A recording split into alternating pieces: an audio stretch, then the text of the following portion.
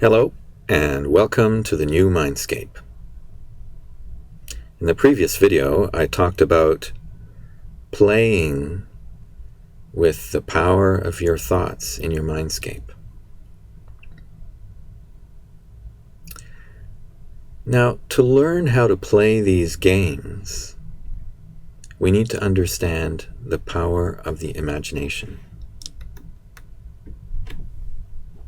In English, imagination has two related but contrasting meanings.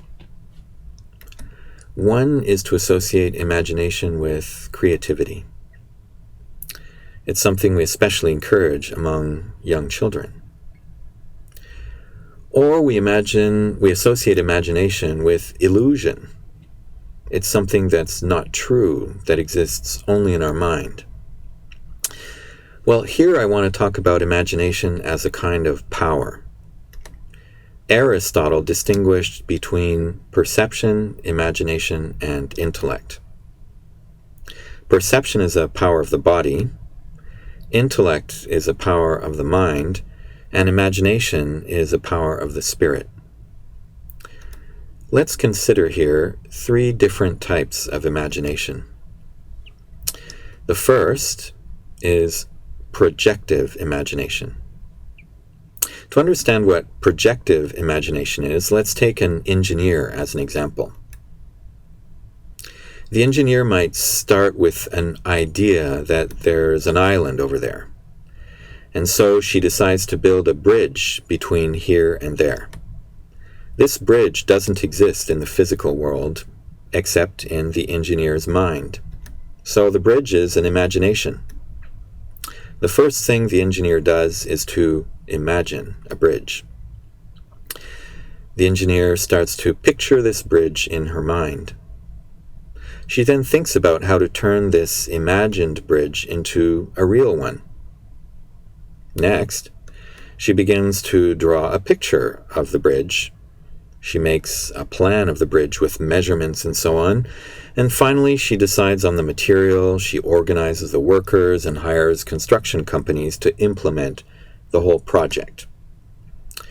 So what at the beginning didn't exist in a material sense, the bridge was just an imagination, after being projected in the engineer's mind, it becomes a physical reality.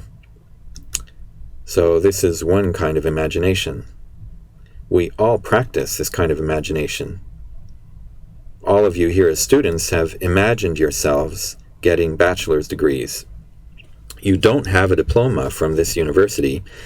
At this stage, it still only exists in your imagination. But with this imagination, you begin to picture how you will achieve that, and how this imagination is going to become a physical reality, namely a diploma in your hands. So this is what I call projective imagination. You consciously desire something through your imagination, and then you plan in a conscious way to turn that imagination into physical existence. The second type of imagination is creative imagination. So let's consider an artist or an architect, a poet, or even an entrepreneur. Actually think of any profession that's related to creation. Let's assume that you want to make a sculpture. So there's an imagined object in your mind, something that you want to sculpt, but you're not quite sure about the details. So it's while you're sculpting that many new ideas come to mind. So you start with a vague idea, and then it comes into shape while you're sculpting it. As you make the statue, it actually grows into something you hadn't quite imagined at first. Or let's say that you're writing an essay, or a poem, or a story. You have some basic but vague ideas. And then you start writing. The imagination drives, inspires, and pushes you forward. As you go along, the idea becomes richer and more detailed. Many authors say that when they're writing their stories, sometimes their stories come to life. So it's not like that engineer who had the whole thing planned out right from A to Z. An author writing a story has an intuition and an idea, but then as she goes about putting it into reality, somehow it takes a life of its own and it becomes something new. So this is creative imagination. The third type of imagination is receptive imagination. So for this type, it's a flash of insight, a dream or a vision that just arises in your mind. Where it comes from, you don't know. It's a new idea that somehow pops up spontaneously. So compared with the planned projective imagination, this kind of imagination might come to you while you're daydreaming, when your mind is wandering, or even when you're dreaming at night.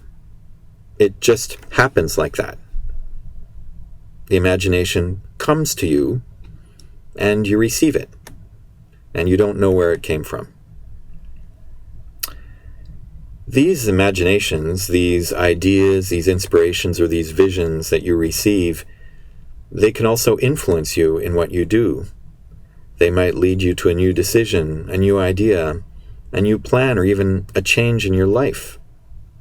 So again, for a poet, an artist, or a businessman, the very first idea may be a flash of inspiration. Some kind of inspiration or vision just came. And then this idea somehow led you to do something in this world or to change something in it. So those are the three different types of imagination. In an abstract sense, it's easy to categorize and to contrast these three types of imagination. But when we think about how these three different types of imagination operate, then we'll realize that the three often occur at the same time. Engineering perhaps involves the most projective type of imagination, and yet even engineers have flashes of insight. They have new ideas or unexpected solutions that just pop into their minds. So receptive imagination may also be very important as perhaps the starting point of projective imagination. The two might go together. So projective, creative, and receptive types of imagination are usually mixed together when we're actually doing things and going about our lives.